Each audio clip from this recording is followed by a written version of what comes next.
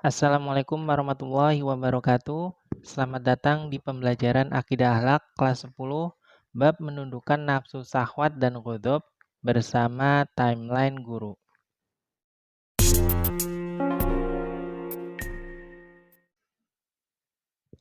Untuk hari ini kita akan belajar mengenai salah satu kompetensi dasar, yakni menganalisis hakikat dan sifat dasar nafsu syahwat dan ghadab, serta cara mendudukannya melalui mujahadah dan riyadhah.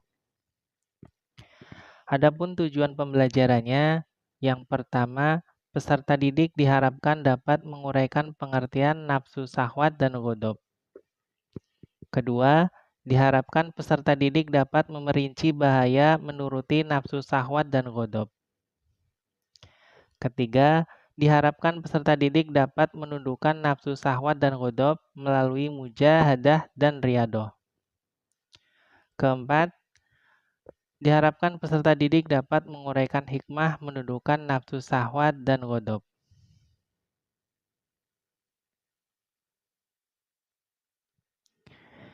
Anak-anakku sekalian, pada hakikatnya semua manusia memiliki nafsu, karena manusia tidak dapat hidup jika tidak ada nafsu. Allah menciptakan manusia disertai dengan hawa nafsu. Andai kata nafsu makan dicabut misalnya, pasti binasalah manusia. Jika nafsu terhadap lain jenis dihilangkan, mereka tidak punya keturunan dan akhirnya binasa. Nafsu merupakan keinginan seseorang atau dorongan hati yang kuat untuk memenuhi kebutuhan hidupnya. Akan tetapi, nafsu syahwat yang berlebihan adalah penyakit hati dan sifat tercela yang harus dihindari. Nafsu itu akan terus berpotensi selalu muncul di setiap saat dan dalam kesempatan tertentu. Selama kita masih diberi kehidupan oleh Allah Subhanahu wa Ta'ala, selama itu pula kita harus bekerja keras untuk menundukkan nafsu syahwat agar diperoleh keselamatan hidup. Lantas, bagaimana cara kita untuk menundukkan nafsu syahwat? Dan apa konsekuensinya jika kita tidak bisa menahan nafsu syahwat tersebut? Nah, untuk dapat menjawab pertanyaan-pertanyaan tersebut, mari kita amati dan perhatikan penjelasan berikut. Secara istilah, nafsu syahwat adalah kecondongan jiwa terhadap sesuatu yang disukainya sehingga keluar dari batas syariat. Akan tetapi, sebenarnya keberadaan syahwat pada manusia itu tidak tercela, karena terdapat faedah dan manfaat di dalamnya. Celaan itu tertuju jika manusia melewati batas dalam memenuhi syahwat. Misalnya, menuruti nafsu syahwat dengan melakukan kemaksiatan, mulai dari menonton film porno, berpacaran, dan akhirnya sampai pada perzinaan. Nah, dorongan nafsu syahwat mengarah kepada 3 hal besar, yaitu yang pertama, syahwat dan kesenangan terhadap harta benda, sehingga melahirkan kerakusan, perampokan, pencurian, manipulasi, korupsi, bahkan kekerasan fisik seperti pembunuhan dan penganiayaan. Kedua, syahwat dari kesenangan terhadap seks, sehingga melahirkan kejahatan dan kekejian berupa perzinaan, pemerkosaan, dan penyimpangan seksualitas lainnya. Bahkan, hanya karena seks terjadi pembunuhan dan penganiayaan fisik. Ketiga, syahwat dan kesenangan terhadap jabatan dan kedudukan, sehingga melahirkan para pejabat dan pemimpin yang zalim, otoriter, bahkan diktator. Akhirnya menindas siapa saja yang akan menghalang-halanginya. Nah, anakku sekalian, nafsu syahwat ini dapat mengakibatkan dampak negatif yang besar. Di antaranya, merusak potensi diri seseorang, mendatangkan kesusahan dan kesempitan, mengakibatkan rusaknya lingkungan, dan melahirkan kerakusan dan korupsi. Selain menundukkan nafsu syahwat, kita juga harus dapat menundukkan rasa marah atau biasa disebut dengan ghadab. Lantas, apa itu marah atau ghadab? Marah atau ghadab adalah merasa tidak senang dan panas hati karena suatu peristiwa atau sebab-sebab tertentu. Hal semacam ini sering kita jumpai dalam kehidupan sehari-hari. Marah itu bisa muncul dalam berbagai situasi, mulai dari situasi diberlakukan tidak adil sampai mengalami keinginan yang tidak sesuai kenyataan. Adapun mereka biasanya mengungkapkan kemarahan secara langsung melalui ucapan atau fisik yang meledak-ledak.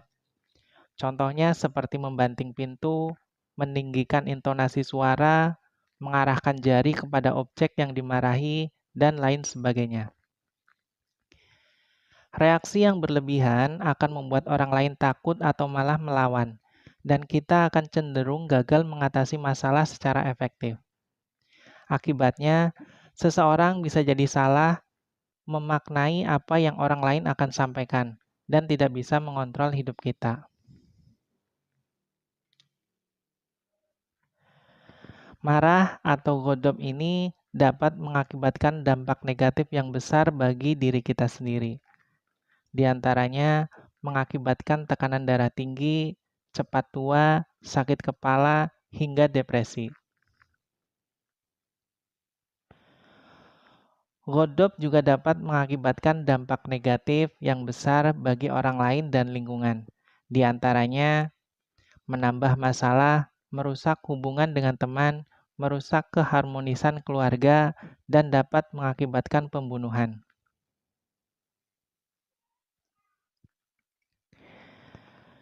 Nah, anakku sekalian, nafsu syahwat dan marah atau ghadab adalah penyakit hati dan sifat tercela yang harus dihindari. Kita harus dapat menundukkan keduanya agar hidup kita tenang dan berkah.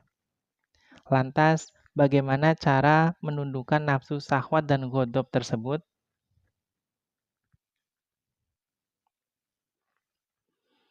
Kita dapat menundukkan nafsu syahwat dan ghadab melalui mujahadah dan riyadoh. Lantas, apa itu mujahadah dan riyadoh? Yang pertama adalah mujahadah, artinya berusaha untuk melawan dan menundukkan kehendak hawa nafsu. Rasulullah bersabda, seorang mujahid yaitu seorang yang berjihad, yaitu dia yang melawan hawa nafsunya karena Allah Subhanahu wa Ta'ala. Dengan kata lain, seorang yang bermujahadah rela meninggalkan apa yang disukainya demi memburu sesuatu yang diyakini benar dan baik di mata Allah Subhanahu wa Ta'ala. Mujahadah melawan nafsu syahwat dan ghadab dapat ditempuh dengan 3 langkah sebagai berikut. Yang pertama, taholi, mengosongkan diri dari sifat-sifat tercela. Kedua, tahali, menghiasi diri dengan sifat-sifat terpuji. Dan yang ketiga, tajalli, merasa dilihat dan diawasi oleh Allah Subhanahu wa Ta'ala. Adapun cara menundukkan nafsu syahwat dan ghadab berikutnya adalah dengan jalan riyadoh. Apa itu riyadoh?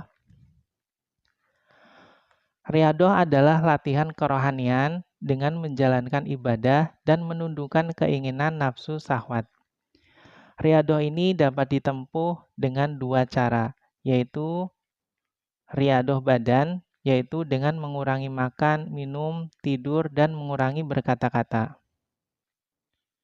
Yang kedua, yaitu riyadoh rohani, yaitu dengan memperbanyak ibadah, berzikir, bertafakur, memperhatikan kejadian alam dan susunannya, serta memperhatikan segala keadaan masyarakat yang penuh kejahilan akibat menuruti hawa nafsu. Lantas, apa hikmah menundukkan nafsu syahwat dan ghadab? Adapun hikmah menundukkan nafsu syahwat dan ghadab diantaranya yang pertama, Hidup lebih terarah dan terkontrol. Selamat dan bahagia dunia akhirat. Kedua, terhindar dari perbuatan keji dan mungkar. Ketiga, disukai banyak orang. Dan keempat, mempermudah urusan dan memperlancar rezeki. Nah, sekian. Syukron kasiron. Semoga bermanfaat. Wassalamualaikum warahmatullahi wabarakatuh.